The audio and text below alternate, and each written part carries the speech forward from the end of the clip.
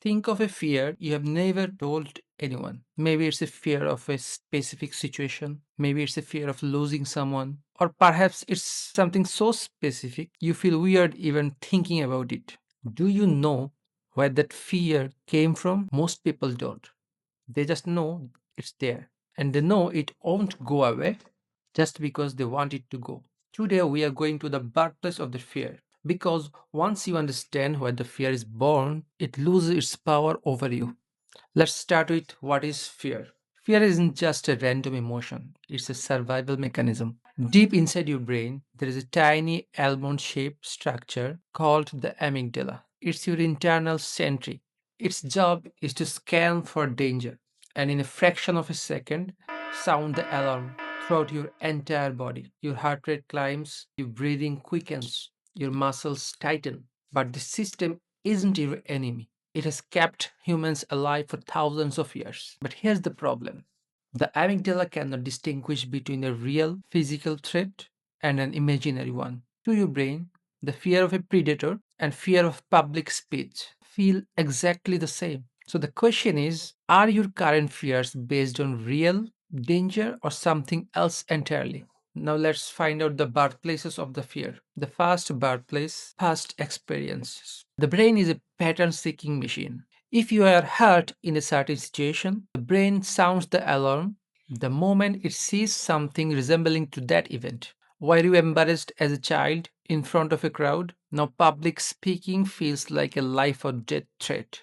Were you betrayed in a past relationship? Now trust feels like a trap. This isn't weakness, it's your brain being overprotective.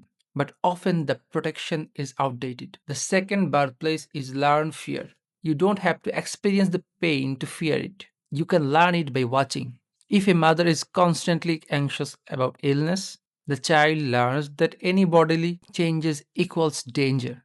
If a father is always terrified about financial instability, the child learns that money equals stress. These fears aren't yours, they were handed to you.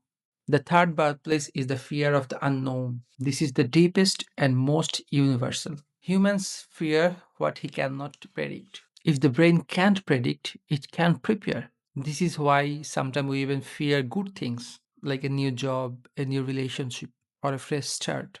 Because they are uncertain, the brain labels them as dangerous. But why the fear won't go away? There is a paradox here. When we run from the fear grows. It sounds counterintuitive, but it's true. Every time you avoid a situation because you're afraid, your brain learns we avoided it and we survived. So that things must have been very dangerous. And the next time the fear even grows bigger. That is what we called avoidance cycle. In cognitive behavioral therapy, breaking this cycle is the way out. Now let's come to the point. What to do with that fear? Three actionable steps. Step 1. Level the fear. I'm afraid. It's too vague. Your brain can't process that effectively. Rather say, I'm afraid because I feel people will judge my performance. Naming it shrinks it. Neuroscience shows that putting feelings into words reduces amygdala activation. Step 2. Trace the source. Is this a past experience? Is this learned fear? Or this is about uncertainty? Identifying the roots strips the fear of its mystery. Step 3. Micro exposure. Don't run, but don't jump into the deep either. Take tiny steps towards the fear. Each time you do, your brain learns. This isn't fatal. This is the core of exposure therapy, and it's incredibly effective. Fear doesn't mean you're weak. Fear means you are alive. It means you have something worth losing and dreams worth pursuing. There is no such thing as fearless person. There is only people who recognizes their fear and move forward anyway. Is there a fear in your life right now that is holding you back? Is it a fear of real danger or just an old story your brain is still telling? Just sit with that question today. If you want to deep dive into the mechanics of mind, stay with us. I will see you in the next video. Stay well. Take care.